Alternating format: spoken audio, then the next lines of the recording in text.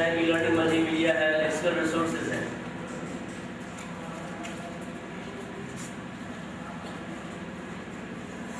मान लीजिए ये है, मुझे कोई शब्द सर्च करना है ऋग्वेद, सामवेद में, यजुर्वेद में, अथर्ववेद में, ब्राह्मण ग्रंथ में, ब्रह्मसूत्र में और अन्य रामायण महाभारत में और मेघदूत ढेर सारे कोश में, तो आप सर्च कर सकते हैं ये बैठे। ये हमारी वेबसाइट पे भी ये लोकल होस्ट है, लेकिन वेबसाइट पे आप सीधे सर्च कर सकते हैं। तो मैं सर्च करना चाहता हूँ कि इंद्र ऋग्वेद में कितनी बार आया है। हमारे पास 5 मंडल का डेटा है, देखते हैं इंद्र ऋग्वेद में कितनी बार आया है।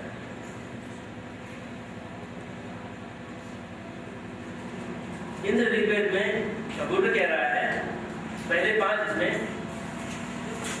10-45 बार आया है, पहले 5 बार।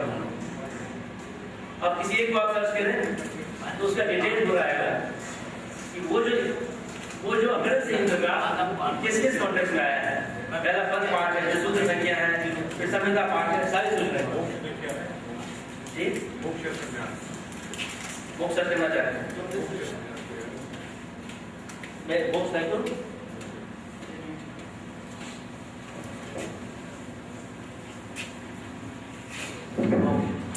ऋग्वेद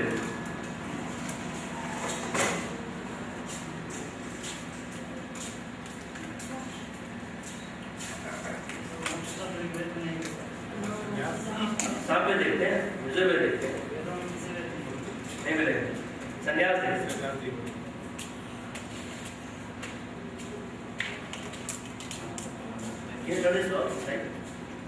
कई कहानियाँ ये बुद्धिज्म से प्रेरित है, कहानियाँ इनकी ज़्यादा की कहानियाँ।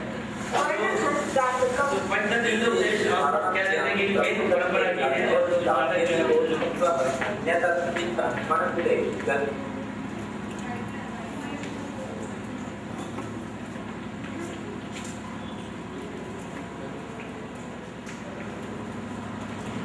तो आप मैं खत्म करता हूँ। हमारी वेबसाइट है sanskrit.jne.ac.in और ईमेल ये है, तो आप लोग इस वेबसाइट का इस्तेमाल करें। इसमें एक रजिस्ट्रेशन मॉड्यूल है।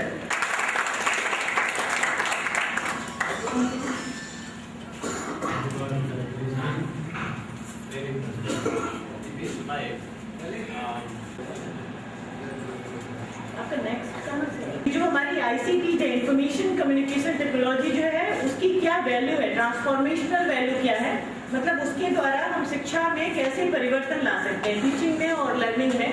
और दूसरा मेरा मकसद है, ऑब्जेक्टिव है, वो ये है कि हम इसको जो उसका डेवलपमेंट है वो कैसे हो रहा है हमारी कंट्री में और कितना हुआ है इसके टीचर्स के टीचिंग और लर्निंग के क्षेत्र में। और एक और ऑब्जेक्टिव इसका मैंने इसमें लिया है कि इसको हम कैसे यूज़ कर सकते हैं रूरल एजुकेशन के क्षेत्र में। और दूसरी बात इसमें बहुत इंपॉर्टेंट है, जो आजकल की पब्लिक प्राइवेट पार्टनरशिप जिसको हम कहते हैं, कि गवर्नमेंट और साथ में प्राइवेट ऑर्गेनाइजेशंस मिलकर बहुत सारे प्रोजेक्ट्स चला रही हैं ऑल ओवर इंडिया, जो शायद यूपी में कम चल रहे हैं। तो हम उन्हीं कैसे अपने स्टेट में लेकर आएँ जिससे हमारे यहाँ टीचर्स और बच्चे उसका फ़ायदा उठा सकें। एक तो जनरल डिस्क्रिप्शन है, इंट्रोडक्शन इंट्रोड्यूस किया है मैंने, बस मैं आपको ब्रीफ में बताना चाहती हूँ क्योंकि समय कम है और काफ़ी लेट भी हो रहा है सबको।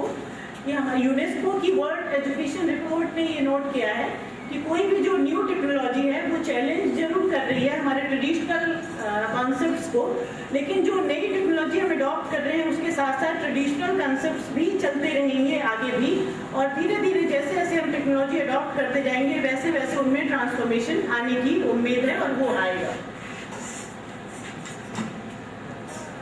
हमारी जो टीचिंग और लर्निंग की स्टाइल है, मतलब जब हम टीच करते हैं या हमारे स्टूडेंट जो लर्न करते हैं, ये पहले जो हमारी अभी तक की 20वीं सदी थी वो औद्योगिकरण की सदी हम उसको कहते हैं, क्यों उसमें उद्योगों का विकास ऑल ओवर वर्ल्ड बहुत ज़्यादा हुआ।